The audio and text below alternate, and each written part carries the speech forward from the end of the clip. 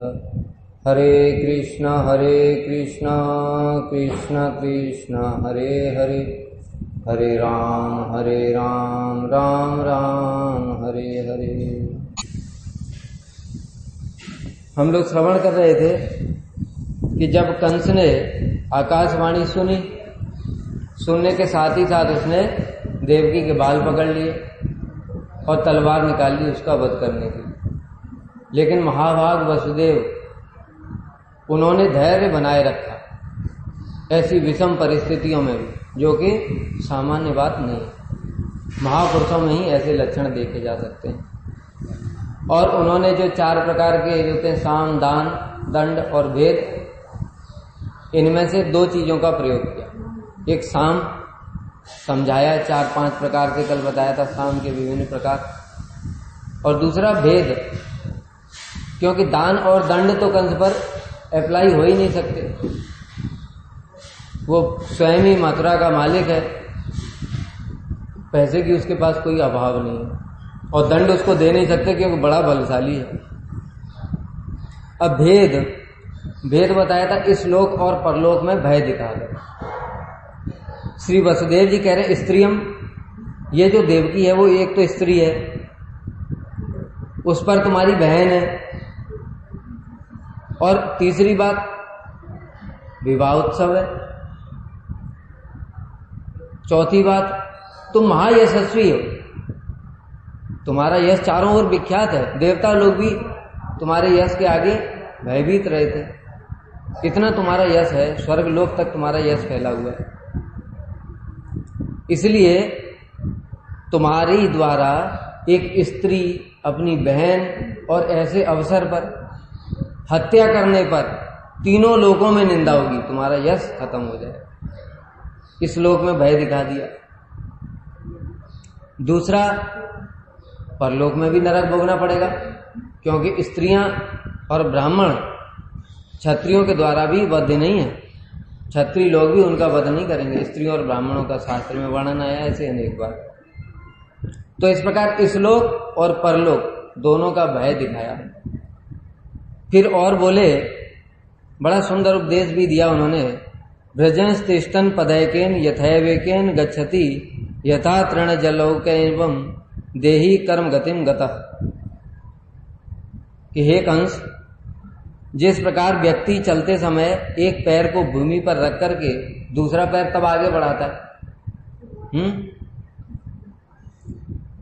दूसरे पैर को कब उठाता है? जब पहला पैर जमा लेता है तब तो उठाता है, नहीं तो क्या होगा? दांत टूट जाएंगे। और जिस प्रकार से जोंक पहले दूसरा तिनका पकड़ता है तब पहले वाले को छोड़ता है, उसी प्रकार से देहाभिमानी जीव अपने कर्म के अनुसार ही पहले दूसरे शरीर को धारण करता है, अर्थात उसके लिए दूसरा शरीर फिक्स हो जाता है, तब जाकर के वो पहला शरीर छोड़ता है। बिना शरीर के तो जीवात्मा एक क्षण भी रह ही नहीं सकता। तुम लोग सोचते होंगे तो जब यमदूत लेने आते हैं फिर क्या, वो तो कहाँ है शरीर? कहते वो भी शरीर है। बिना शरीर के यमदूत की आत्मा को मारेंगे क्या? यमदूत भी आत्मा को नहीं मार सकते। नैनम छिंदन्ति शस्त्राणि नैनम दहति पावका। फिर वो क्या करते हैं? यातना शरीर होता है, वो यातना शरीर में डाल देते हैं, वो यातना शरीर को फिर वो घसीट करके ले जाते हैं, तो उसमें कष्ट तो पूरा जीवात्मा को होता है वैसे ही। लेकिन बिना शरीर के तो जीवात्मा इस ब्रह्मांड में रह ही नहीं सकती। तुम लोग सोचते होगे तो भूतों के शरीर नहीं होता है, वो तो दूसरों के शरीर में घुस जाते हैं। इस प्रकार के प्रश्न तुम लोगों के मन में उठ रहे होंगे। भूतों का भी शरीर होता है, बस अंतर क्या है? उनका सूक्ष्मता अधिक है, स्थूलता कम है।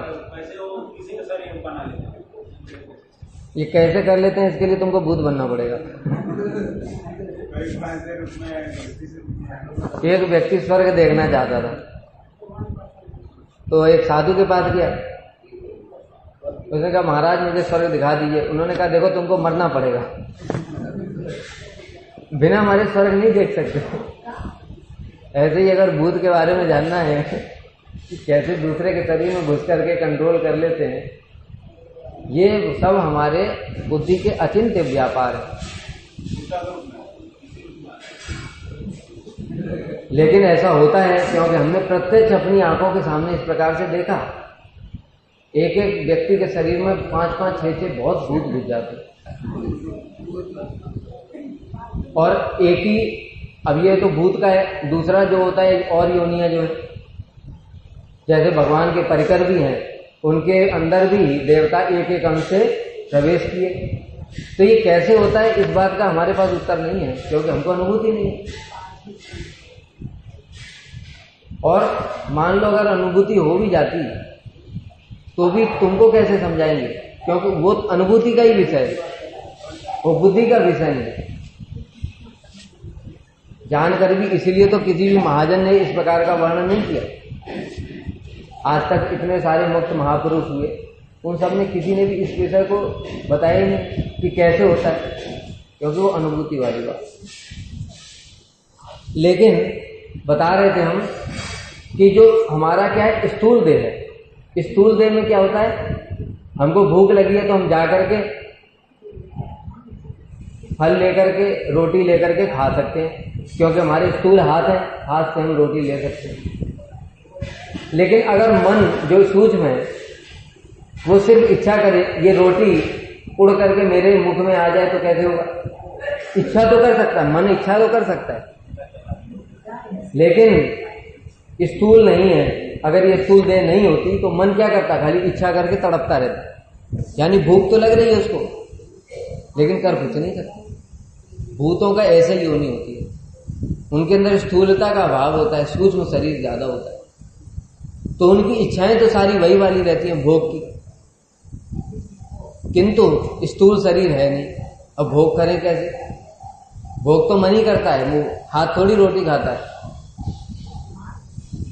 जो आनंद लेता है कौन लेता है? मन लेता है। तो सब कुछ मन ही है। अब वो क्या करते हैं, दूसरे किसी शरीर में घुस जाते हैं, तो उसका जो स्थूल शरीर है उसका प्रयोग करके वो फिर मन में भोग करते हैं। इस प्रकार से कोई भी जीवात्मा एक भी क्षण के लिए इस ब्रह्मांड में बिना शरीर के नहीं रहते। इस ब्रह्मांड से बाहर जाएगा तब उसके स्थूल और सूक्ष्म उपाधियां तभी नष्ट हो सकती हैं, ब्रह्मांड के अंतर्गत नहीं।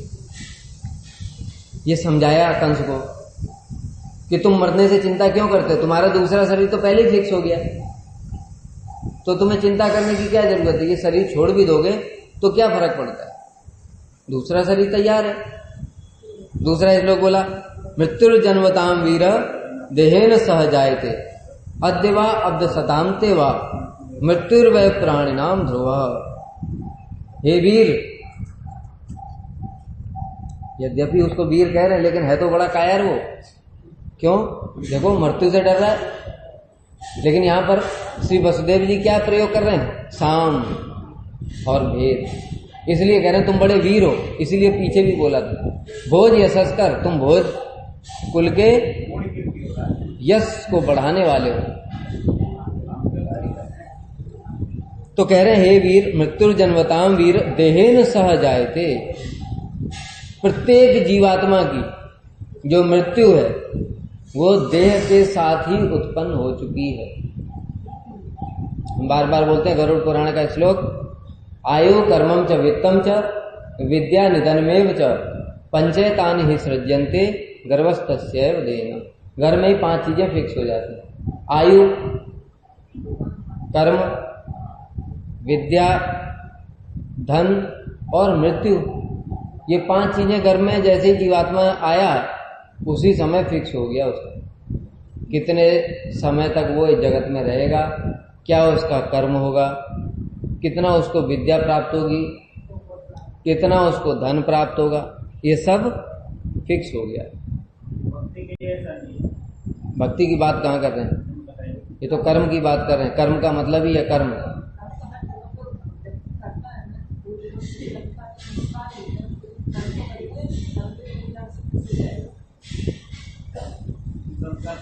ब्राह्मण, क्षत्रिय, वैश्य, शूद्र ये 4 जो वर्ण हैं उनके अनुसार वो कर्म करेगा कि नहीं। अब मान लो किसी ने जन्म लिया ब्राह्मण के घर में, तो अभी जन्म से ही तो वो कर्म क्या करेगा, ब्राह्मण वाला ही करेगा। यहाँ पर कर्म ये जो जगत के नौकरी वाले ये नहीं है, डॉक्टर इंजीनियर ये वाले नहीं, ब्राह्मण क्षत्रिय वैश्य और शूद्र, ये कर्म उसका फिक्स है पूर्व जन्म के अनुसार ही, मनुष्य योनि में। फिर इस जन्म में आकर के उसको नए कर्म करने की स्वतंत्रता भी है। मान लो किसी के संस्कार ऐसे वाले हैं कि उसको ब्राह्मण योनि में जन्म मिला है, जन्म फिक्स है, ब्राह्मण योनि में मिल गया। अब वो आगे जाकर के शूद्रों का संग करता है, संस्कार उसको पिछले जन्म के कैसे वाले मिले, ब्राह्मण वाले। इसका उदाहरण क्या है, अजामिल। अजामिल जन्म से ब्राह्मण था और साधारण ब्राह्मण भी नहीं था, बड़ा संस्कारी ब्राह्मण, अपने नियम पालन करने वाला सदाचारी ब्राह्मण था, पिता की आज्ञा का पालन करता था, उसकी ब्राह्मण पत्नी थी, सारे जो ब्राह्मणोचित कर्तव्य यज्ञ इत्यादि सब करता था। ये जो चल रहा है ये उसका पूर्व जन्म का है। लेकिन उसने देखा शूद्र को वैश्या का संग करते हुए, उसकी बुद्धि विकृत हो गई। अब वो स्वतंत्र है, उसने क्या किया, ब्राह्मण के कर्म छोड़ दिए। बहुत से लोग देखते नहीं है इस जगत में भी, पहले बड़े सीधे साधे भोले वाले होते, बाद में चोरों का संग हो गया, चोर बन गए। या बहुत से लोग पहले गलत रास्ते पर होते हैं, बाद में साधु का संग मिल गया, सुधर गए। तो जीव की स्वतंत्रता है सदैव, पूर्व जन्म के कर्म के अनुसार वो कर्म करने के लिए बाध्य है, लेकिन नए कर्म भी साथ में कर रहा है। एक वो कर्म भोग रहा है, दूसरे नए कर्म कर रहा है, दोनों ऐसे चलते हैं आपस में कि इसको कोई भी व्यक्ति आसानी से समझ नहीं सकता। महापुरुष लोग ही समझ सकते हैं कि कौन सा इसका पुराना कर्म है, कौन सा नया होगा। इसलिए श्री वसुदेव जी कह रहे हैं कि तुम्हारा मृत्यु जन्मताम दीर देह में सजाए। देह के जन्म के साथ ही साथ तो मृत्यु ने जन्म ले लिया है, फिर तुम भयभीत क्यों होते हो। अद्यवा अभी हो जाए, अब्द शतांतेवा 100 साल के बाद हो। मृत्युर्वै प्राणिनाम ध्रुव, समस्त प्राणियों की मृत्यु निश्चित है। इसलिए मृत्यु के भय से तुम ये लोक निंदी कर्म क्यों करते हो, इससे तुम्हारी लोक में निंदा होगी, परलोक भी तुम्हारा खराब हो जाएगा, और मृत्यु तो बाद में भी आनी है। इस प्रकार से उनको समझाया और बताया कि अगर तुम मृत्यु को टालना ही चाहते हो तो फिर मार्कंडेय ऋषि की तरह आचरण करो। भाई तुम देवकी को मार करके तो मृत्यु को नहीं टाल सकते, लेकिन मार्कंडेय ऋषि ने क्या किया था, वैसा आचरण करो। अगर कोई व्यक्ति मृत्यु को टालना चाहता है तो क्या करना पड़ेगा, उसे भजन करना पड़ेगा। इसके अतिरिक्त और कोई भी उपाय नहीं। देखो ध्रुव महाराज ने भजन किया था, मृत्यु टाल दी, सशरीर चले गए। हनुमान जी ने भजन किया था, अजर अमर हो गए। दूसरी ओर हिरण्यकश्यपु ने बड़ी तपस्या की, मृत्यु को टालने की बड़ी कोशिश की, टाल नहीं पाया। प्रहलाद ने कोई कोशिश नहीं की, भजन किया, मृत्यु उनका कुछ नहीं बिगाड़ पाई। तो अगर कोई मृत्यु से लड़ना ही चाहता है तो उसका एक ही रास्ता है, क्या, एकमात्र भक्ति। मार्कंडेय ऋषि ने यही किया था। उन्होंने क्या किया, उनके घर में साधु लोग आए थे, उनको पिता ने शाप दे दिया था, नहीं, उनकी जो मृत्यु थी वो 7 दिन की थी, 7 दिन की मृत्यु उनकी निर्धारित थी, जन्म के समय से ही उनकी 7 दिन की मृत्यु थी। अब वहां पर बहुत सारे साधु आए उनके घर में, उन्होंने, साधु कोई साधारण नहीं थे, वो ब्रह्म ऋषि सप्त ऋषि थे, उनकी सेवा करी उन्होंने आशीर्वाद दे दिया चिरंजीवी भव। एक ये किसी कल्प में ऐसी कथा है, चिरंजीवी भव। तो उन्होंने तो साधुओं से कहा, सप्त ऋषियों से, कि ऋषिवर मेरी तो उम्र केवल 7 दिन की है, आपने वरदान दे दिया चिरंजीवी भव। तो उन्होंने कहा हमारा वरदान तो निष्फल नहीं हो सकता। साधु की सेवा से क्या हुआ, साधुओं ने उनको वरदान दिया, जाओ ये जो 7 दिन है ये ब्रह्मा जी के 7 दिन हो गए। ब्रह्मा जी के 7 दिन हो गए, 7 कल्प हो गए, तो मृत्यु टल गई। कैसे टली? साधुओं की सेवा। दूसरे किसी कल्प में कथा आती है कि जब उनको पता चला मेरी आयु 7 दिन की है, उन्होंने शिव जी की शरण ली और महामृत्युंजय मंत्र का जप किया। उससे शिव जी प्रसन्न हो गए और शिव जी ने उनको वरदान दिया, तुम्हारे ये 7 दिन ब्रह्मा जी के 7 दिन हो जाए। इसलिए उनकी मृत्यु टल गई। तो अगर कोई हरि गुरु वैष्णवों का आश्रय ले लेता है तो मृत्यु टल जाती है। ये कथा भी मैं बार बार सुनाता हूं। हमारे एक महाराज थे, उनकी मृत्यु निश्चित थी। श्रील वामन गोसाई महाराज जी के शिष्य, और उनका एक्सीडेंट हुआ, आईसीयू में एडमिट हो गए। डॉक्टरों ने मना कर दिया, बचेगा नहीं। क्योंकि श्रील वामन गोसाई महाराज जी ने नरसिंह मंत्र जपना प्रारंभ कर दिया और उसके बाद वो जीवित हो गए। डॉक्टर भी देख करके आश्चर्यचकित हो गए। बाद में श्रील वामन गोसाई महाराज जी ने स्वयं उनको बताया कि तुमको पता है तुम्हें किसने बचाया? मैंने तुमको बताया। तो गुरु वैष्णवों के आश्रय लेने पर, भक्ति का आश्रय लेने पर, भगवान का आश्रय लेने पर मृत्यु को टाला जा सकता है, अन्य कोई उपाय नहीं। तो वसुदेव जी कह रहे हैं कि अगर तुमको मृत्यु ही नहीं चाहिए, तुम मृत्यु से बचना चाहते हो, तो इसको मार करके थोड़ी तुम्हारी मृत्यु टल जाएगी। भजन करो मार्कंडेय ऋषि की तरह। फिर आगे कहा, आकाशवाणी के अनुसार तुम्हें देवकी के अष्टम गर्भ से ही तो भय है। आकाशवाणी ने क्या बोला? जिस बहन को तुम इतनी प्रीति पूर्वक ले जा रहे हो, उसी बहन का देवकी का अष्टम गर्भ तुम्हारी मृत्यु का कारण बनेगा। तो तुमको देवकी के अष्टम गर्भ से भय है, तो बाकी जो 7 हैं उन्होंने तुम्हारा क्या बिगाड़ा? इसलिए तुम उनसे भयभीत मत हो। और मैं तुम्हें वचन देता हूं कि जो तुम्हारे जो देवकी के जो पुत्र हैं, उन 8 पुत्रों को ही तुम्हें सौंप दूंगा। तुम देवकी को छोड़ दो, क्योंकि इसने तो तुम्हारा कुछ बिगाड़ा नहीं। इस प्रकार की जब बातें की तो कंस को थोड़ा मन में ये बातें समझ में आई, साम और भेद। ये श्री वसुदेव जी का काम किया। जो वसुदेव जी ने कहा, उसने कहा बात तो सही है, मेरा इतना यश है, सोचा मन में सारे लोक में निंदा हो जाएगी। और वसुदेव जी सत्यवादी हैं। यह प्रसिद्ध था, वसुदेव जी कभी झूठ नहीं बोलते थे। और कंस ये बात अच्छी तरीके से जानता था, क्योंकि जो देवकी हैं इनका तो विवाह बाद में हुआ, उसके पहले ही जो देवक की अन्य अन्य पुत्रियां थीं, उन सबका विवाह वसुदेव के साथ हो चुका था। कल हमने बताया था। इसलिए कंस को वसुदेव जी का जो चरित्र है, उनके गुण हैं, वो सब अच्छे से पता थे। ये सत्यवादी हैं।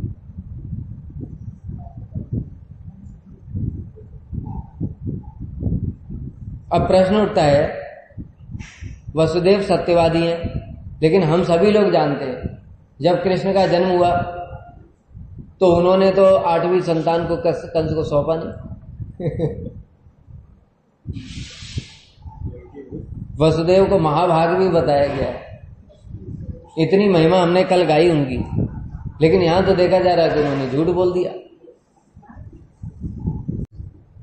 इसका कारण यह है, पहली बात तो यह है, यहां पर बता रहे हैं श्रील विश्वनाथ चक्रवर्ती ठाकुर कि जब भगवान ने 8वें गर्भ में देवकी के जन्म लिया, उस समय भगवान ने आदेश दिया कि अगर तुमको कंस से भय है कि कंस मेरा वध कर देगा, तो तुम मुझे गोकुल में रखाओ। भगवान का साक्षात आदेश पाकर के वसुदेव जी को अपनी प्रतिज्ञा के विषय में स्मरण रहने का भी अवकाश नहीं। यानी उनको अपनी प्रतिज्ञा की बात याद भी नहीं आई कि मैंने ऐसे प्रतिज्ञा की थी कि मैं देवकी के 7 संतानों को, 8 संतानों को तुमको सौंप दूंगा। ये बात मन में ही नहीं आई। इसलिए जो बात पता ही नहीं है, तो इसलिए उसको प्रतिज्ञा भंग करना नहीं हुआ। दूसरी बात है कि जो अभी मुरारी प्रभु ने बताया कि भगवान की जो आज्ञा है उसका पालन करना ही वास्तव में सत्य का पालन करना।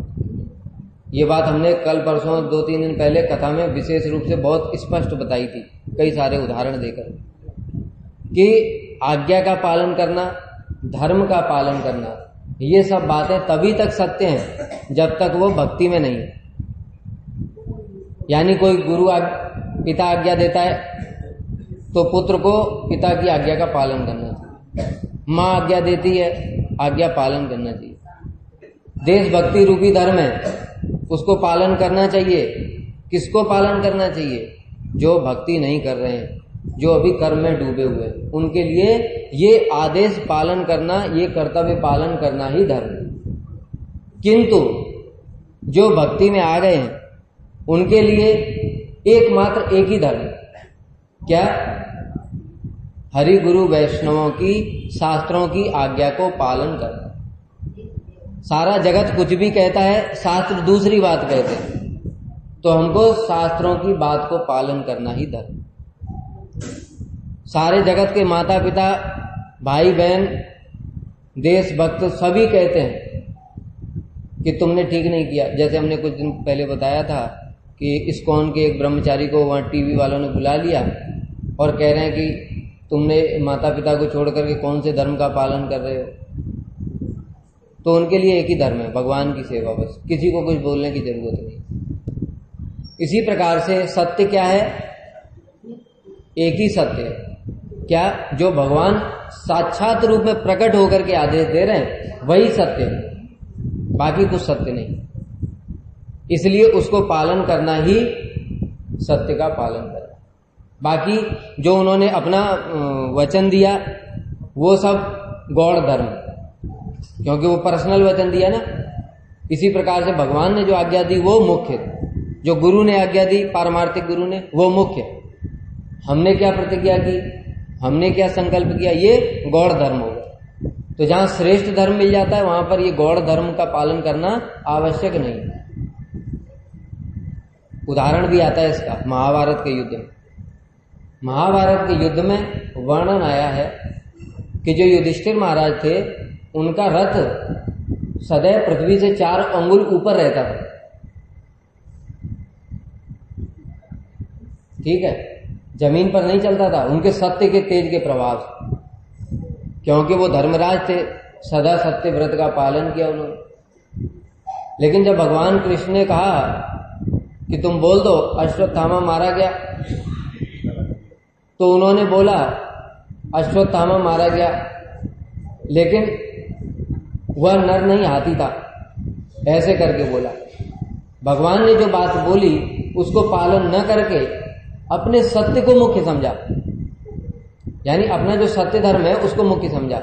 यहां बहुत बड़ी शिक्षा है कि जो भगवान और भक्ति को छोड़ करके अपने जो पर्सनल धर्म है उनको महत्व देता है, उसके फल से क्या होता है? उसको कुछ प्राप्त नहीं।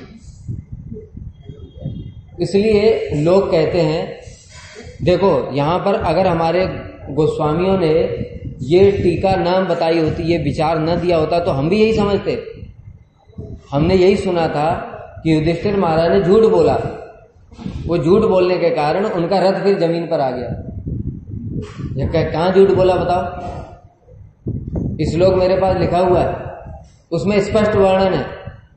उन्होंने यही शब्द बोले, अश्वत्थामा मारा गया लेकिन वह नर नहीं हाथी है। तो झूठ कहां बोला? जब झूठ बोले ही नहीं तो फिर उनका रथ क्यों आ गया जमीन पर? वहां पर वर्णन आया है, हमारे गोस्वामियों ने बताया विचार कि उन्होंने भगवान की अवज्ञा करी, यही असत्य हो गया। भगवान क्या कह रहे हैं? मन निमित्तम कृतम पापम अपि धर्माय कल्पते। मेरे लिए किया गया पाप भी धर्म है और मेरे विरुद्ध में, यही युधिष्ठिर महाराज ने यही किया। भगवान की आज्ञा को न मान करके अपने सत्य को, धर्म को पालन किया, उसके फलस्वरूप उनका व्रत नीचे आ गया। भगवान जो कह रहे हैं वही सत्य है। तो कह रहे भगवान कैसे सत्य है? भगवान तो सत्य नहीं बोल रहे, भगवान सत्य ही बोल रहे हैं। क्योंकि भगवान जानते हैं, भगवान ने देखो युद्ध के पूर्व ही कैसे सत्य बोलना, इस बात को समझना सामान्य लोगों के बस की बात नहीं। भगवान कभी असत्य नहीं बोलते।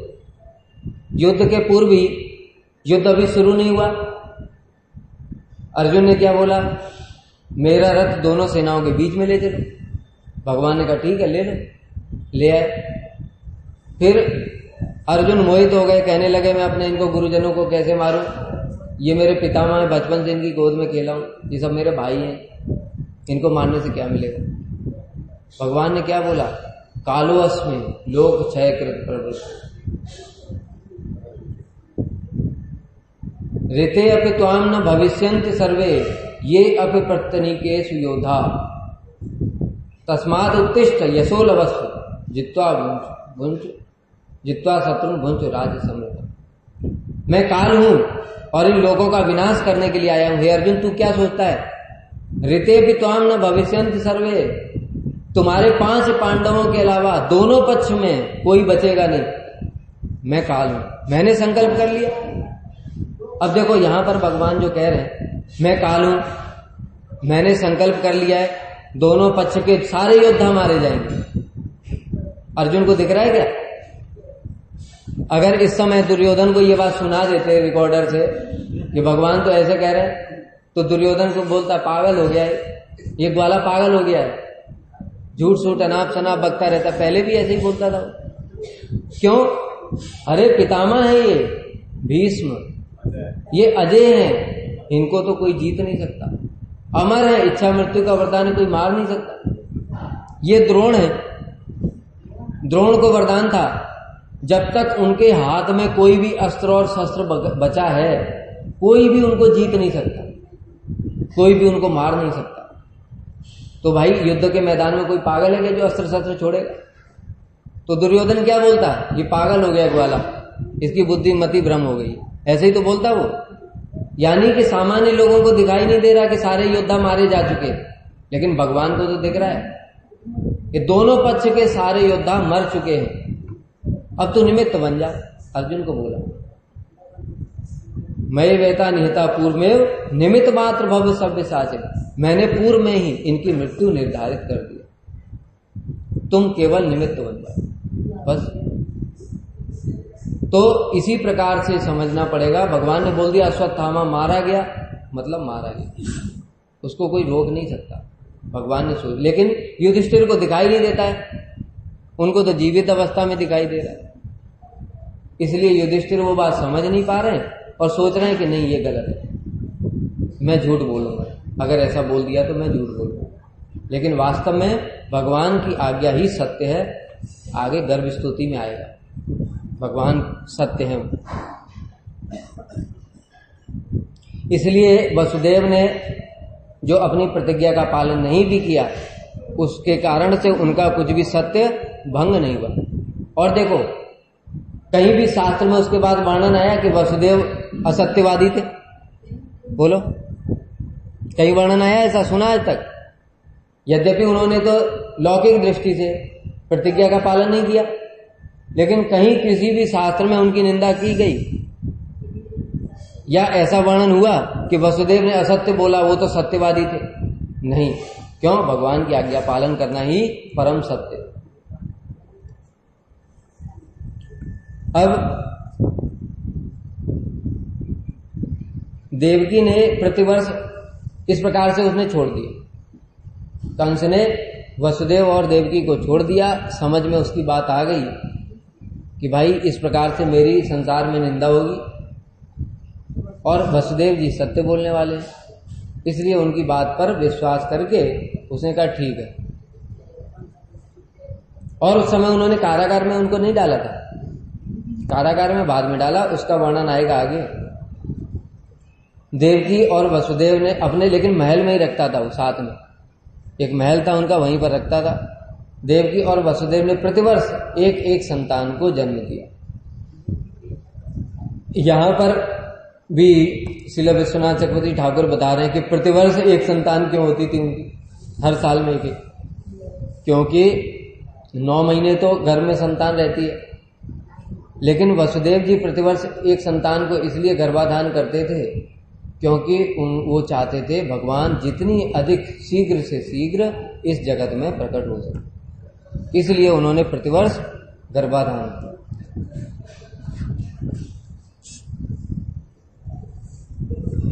और इसी कारण से बालकों के वध में अपने अनुमोदन रूपी पाप को भी स्वीकार किया। अब यहां पर देखा क्या जा रहा है कि वसुदेव जी ने कहा ठीक है मैं देवकी के बच्चों को तुमको दे दूंगा, तो ये तो पाप है ना बच्चों को मरवाना।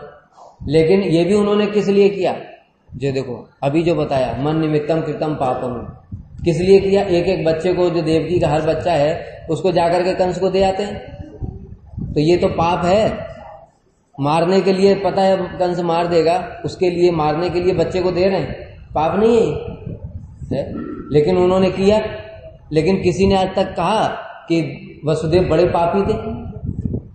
कभी नहीं। क्यों? क्योंकि वो ऐसा किस लिए कर रहे हैं, सिर्फ भगवान जल्दी से जल्दी इस जगत में प्रकट है।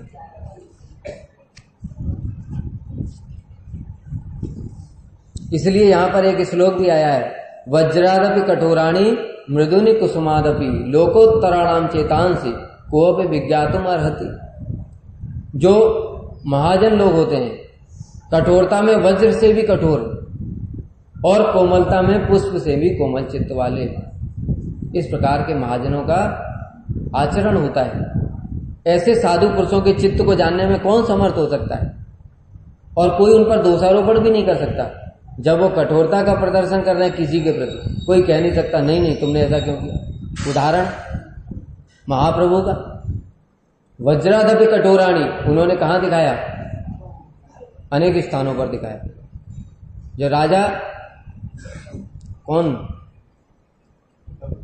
प्रताप रुद्र, उनके दर्शन के लिए, उन्होंने जब दर्शन के लिए प्रार्थना की तो उन्होंने क्या बोल दिया, स्वरूप दामोदर इत्यादि भक्तों ने प्रार्थना भी की थी, उन्होंने क्या बोल दिया, मैं विषयी का मुख नहीं देखना चाहता। फिर दोबारा बोली तो कहते ठीक है तुम लोग यहां पर रहो, मैं चला जाता हूं कहीं और। इस प्रकार से कठोरता का प्रदर्शन कर रहे हैं। लेकिन बाद में किस प्रकार से गुप्त रूप से प्रताप रुद्र को 7 मंडलियों में अपने दर्शन भी करा दिए। तो महाजनों का चरित्र कोई भी नहीं समझ सकता। एक तरफ छोटा हरिदास को देखने में लगता है उसका कोई दोष नहीं था,